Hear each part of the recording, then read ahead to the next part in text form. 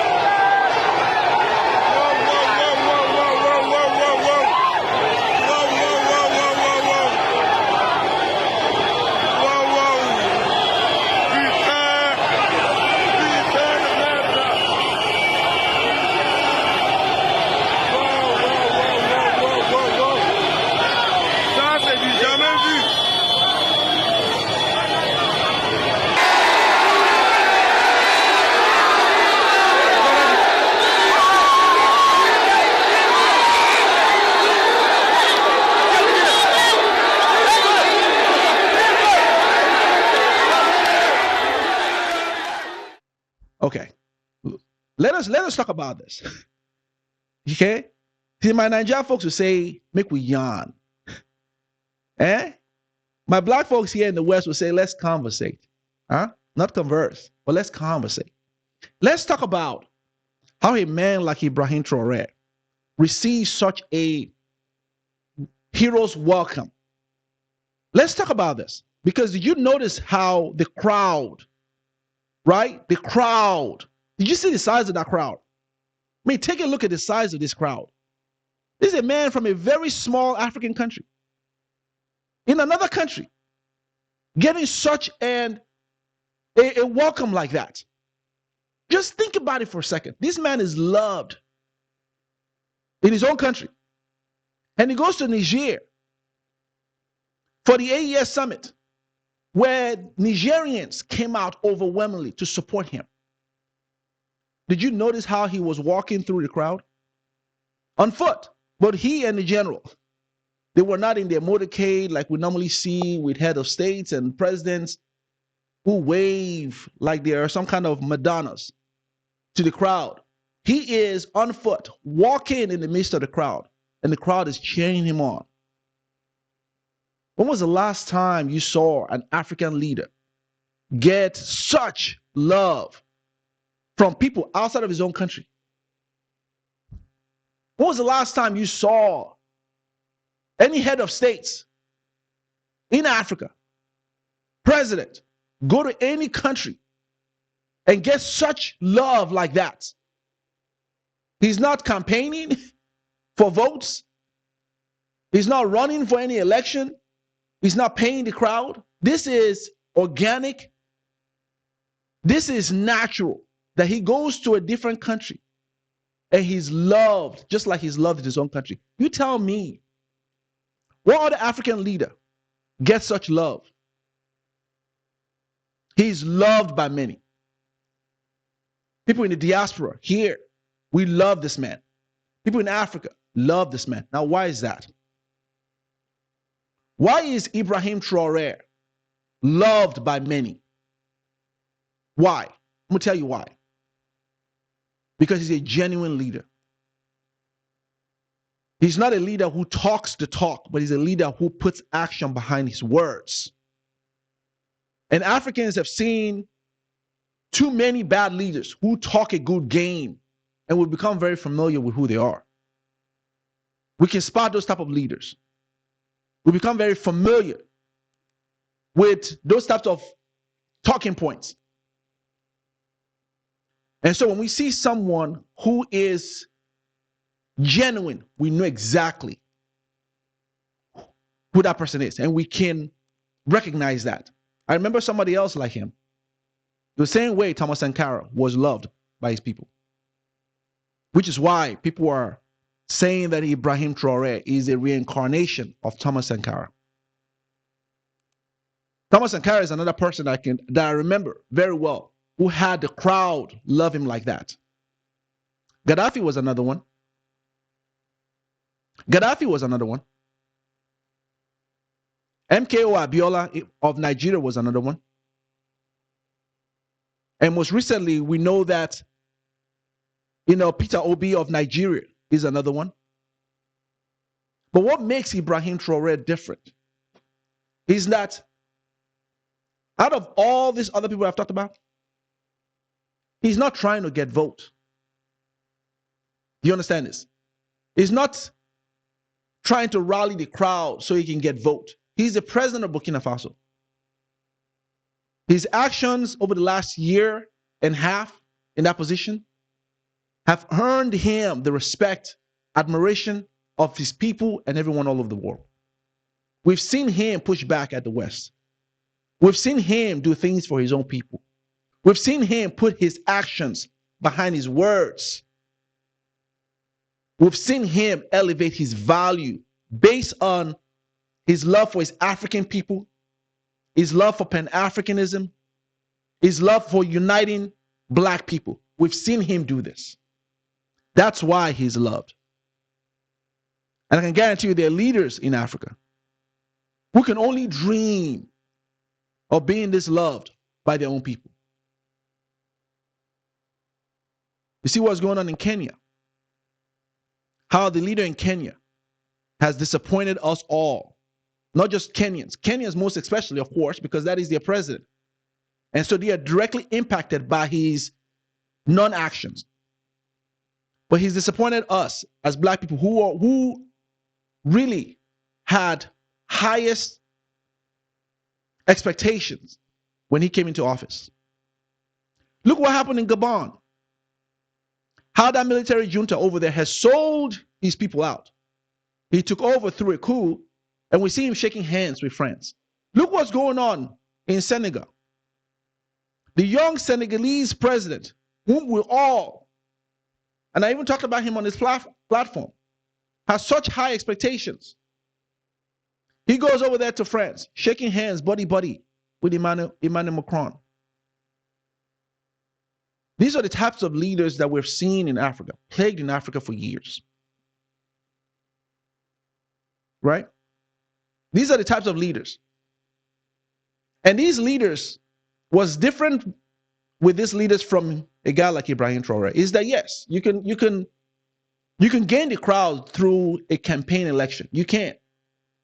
You know, we all unfortunately fall for the okie-doke. We fall for the pretty speeches. We fall for the campaign talking points. We all fall for it. And they get our votes during election season. But you can't name me one who, after they've gotten to that position, are still exciting the crowd like we're seeing with Ibrahim Traoré. You can't name me one in recent time. You, go ahead, name me one. I'll wait. Name me one who, after they've gained our votes through their lies and their speeches, are still exciting the crowd. And the crowd still loves them because they stand on principle and they're standing and saying what they've said and fulfilling the promises. Name me one. I bet you can't. This is why Ibrahim Traoré has an organic love. And I, for one, as an African, I am so proud. I am so very proud that we have a leader we can brag about. I'm so very proud that we have a leader, and may I add, perhaps leaders in the Sahel region, Niger and Mali, that we can brag about. Yes, we're yet to still see what the other leaders will do, but so far, we don't have any gripe against any one of them. And I love that they're all banding together to tighten up their defenses in that region. Mali, Burkina Faso, Niger have come together to sign a defense pact to protect one another. Ibrahim Traoré has recently acquired drones, sophisticated drones, right, to give him air vision, right, to where he can see what's going on in his country and perhaps neutralize any threat to his country. Can you imagine that? Can you imagine a man like him doing all the right things to secure and defend his country? Can you imagine the unity with these three African countries where you have the general in Niger welcoming a man like Ibrahim Traoré, walking with him, and you can see how majestic and very brave and strong and confident the both of them are walking through the crowd. He's pleased to welcome a man like that to his country because he understands the man's vision. He understands what the principle of the man.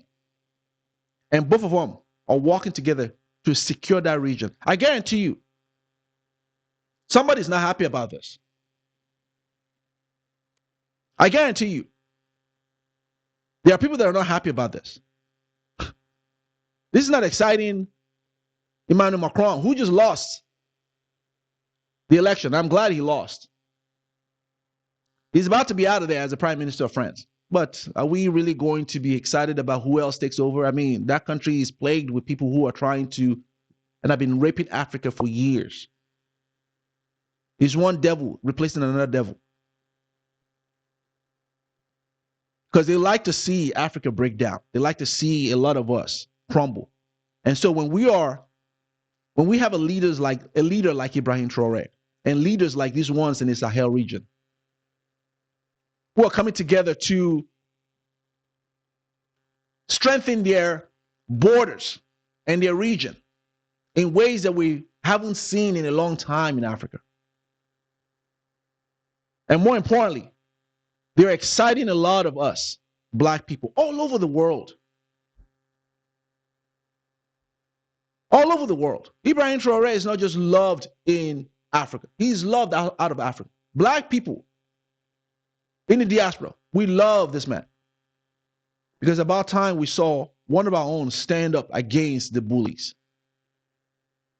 It's about time we saw that. And what this does, it causes a new type of identity within us black people. Look at what's going on in Kenya. I told you guys the other day that the protests in Kenya may have perhaps been inspired by Ibrahim Traoré. Now, there are other countries who everyone is asking, we need to have this type of revolution in our country too. Ever since the revolution broke out in Kenya, other countries in Africa are talking about a certain type of revolution like that in the country. Because people are tired of puppets to the West. Right? People are tired of the types of leaders that we've seen in Africa who answer to the West and who are in bed with the West and Europe to loot our own resources and sell our countries down the river. And so a man like him gives every one of us hope. And it's our job to protect him. Because we know the type of eyes and animosity from outside forces who are today trying to plan, right, an assassination against that man. I mean, they've already done it a couple of times. He's already escaped many assassination attempts over his life. Because they don't want to see us succeed. They want to see us fall apart. They want to see our continent in poverty. So that way we can keep coming over here and keep enriching them. They want to see that. But I am also glad to see that there are people in the West also, right, who stand against what their countries are doing in Africa. There are a lot of citizens in the West, and we equally have to acknowledge that. There are a lot of citizens in the West who don't like their countries here in the United States or England robbing Africa. There are a lot of them. And they're starting to speak out. And to those, I say thank you for doing that. I say thank you for doing that. Because it's a humanitarian cause. No one wants to see a people suffer. No one wants to see children, women, men, hunger in any part of the world. You have to be a monster, an evil monster, to see countries in Africa or any part of the world suffering at the expense, and you are enjoying, and you know that your country is what's causing the demise of those people. You have to be a monster to turn a blind eye. And so there are people who are speaking up against this, and they're joining the voices like mine and many others, right, who are calling out these charlatans, who are calling out these countries who are exploiting Africa. And to those ones, I say thank you.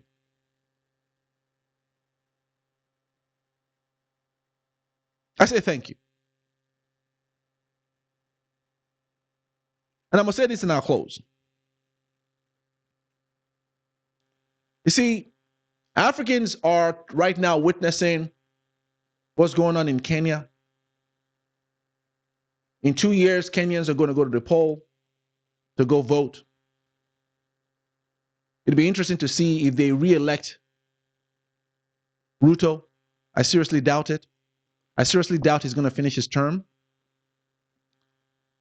But in 2 years, elections are going to be coming up in many parts of Africa.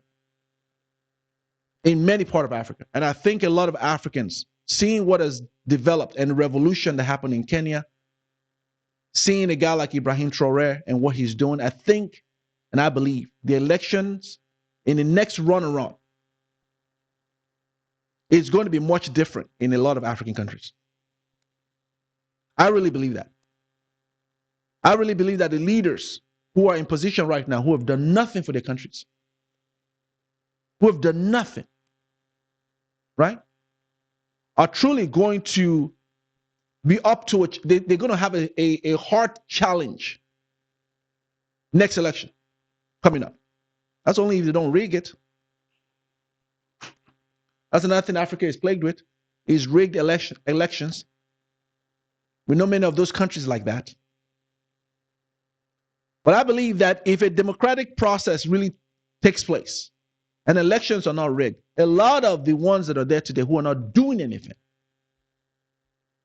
I believe that the citizens in Africa, in different part of Africa, are truly going to show their voice and let their voice be heard through those election votes.